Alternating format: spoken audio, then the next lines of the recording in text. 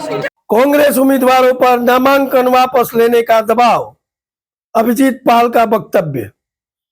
लखीपुर विधानसभा क्षेत्र में पंचायत चुनाव से पहले कांग्रेस उम्मीदवारों पर दबाव की घटनाएं सामने आई हैं। कांग्रेस नेता अभिजीत पाल ने बताया कि लखीनगर दिलखुश जेडपीसी सीट से उम्मीदवार रुजिलीना रंगपुई मार पर नामांकन वापस लेने का दबाव बनाया गया है और वह फिलहाल लापता है।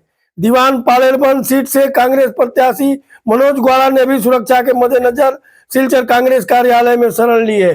एक प्रेस कॉन्फ्रेंस में पाल ने कहा कि 24 जेडपीसी सीटों पर कांग्रेस उम्मीदवार उतारे गए हैं, जबकि 2 सीटों पर कई प्रत्याशी खड़ा नहीं किया गया। उम्मीदवार परवीन लश्कर दिलावर अब निर्दलीय चुनाव लड़ेंगे। पाल ने काठीगोड़ा विधायक खलीलुद्दीन मजूमदार पर पार्टी अनुशासन तोड़ने का आरोप लगाया और उनके सोशल मीडिया बयान पर नाराजगी जताई। उन्होंने कहा कि अगर कांग्रेस इन सीटों पर हारती है तो वो 11 मई को अपने पद से इस्तीफा दे देंगे। कॉन्फ्रेंस में पूर्व विधायक अमीनुल हक लश्कर, अरुण दत्त मजूमदार, शरीफू जमाल लश्कर, देवदीप दत्त सहित कई वरिष्ठ नेता मौजूद थे। আজকে আমাদের প্রার্থীদের লাইফ রিস্ক হয়ে যাচ্ছে। আজকে আমাদের প্রার্থীরা ঘরে থাকতে পারছেন না। আজকে আমরা প্রার্থীদেরকে উঠিয়ে এনে অন্য জায়গাতে রাখতে হয়েছে। আপনার নামটা কি? প্রার্থীকে খুঁজে পাওয়া যাচ্ছে। গতকালকে যে উইথড্র করা হয়েছিল কি নামটা? রুজলা মার। যে গতকালকে আমরা দেখেছি পত্রিকা মারফত, মিডিয়ার মারফত যে উইথড্র করেছে, কিন্তু এখন পর্যন্ত সেই প্রার্থীর কোন ধরনের মোবাইল সুইচ অফ, বাড়িতে নেই। এখন পর্যন্ত আমরা কোনো হদিশ পাচ্ছি না। ডেপুটির নাম কি?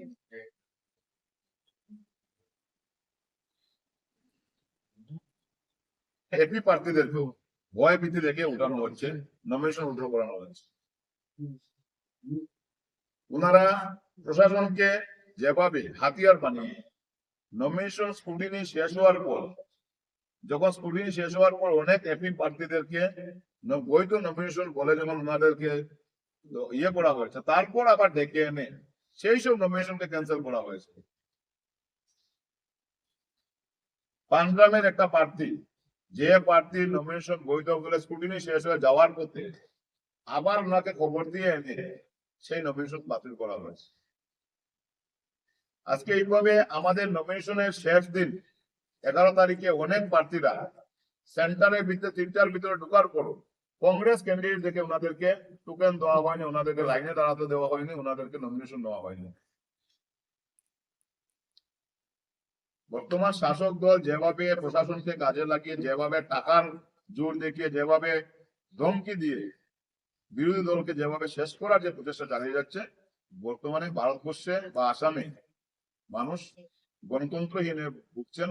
আর আজকের দিনে গণতন্ত্রকে গলা চিপে ধরা হচ্ছে। আজকের দিনে নির্বাচনের প্রক্রিয়াটাকে ওনারা যেভাবে ওনাদের প্রশাসনকে কাজে লাগিয়ে প্রশাসনে পরিণত করে যাচ্ছেন, সেটা অত্যন্ত উদ্বিগ্নের ব্যাপার। যে আমরা এখনই শঙ্কিত যে নির্বাচন আসা পর্যন্ত কতটা প্রার্থী আমরা ধরে রাখতে পারবো, কতটা প্রার্থীকে কিভাবে জোরজবরদস্তি উইথড্র করা হচ্ছে, এবং নির্বাচনের সময় আরো কি ভয়ানক ঘটনা ঘটবে, সেটা নিয়ে আমরা আগামীকালকে আমরা একবার জেলাধিপতির সাথে দেখা করব। জেলা কংগ্রেস থেকে আমরা ওনাদের কাছে প্রেয়ার জানাবো যে যাতে আমাদের প্রার্থীদেরকে নির্বাচনের লড়ার সুযোগটা যেন দেওয়া হয়।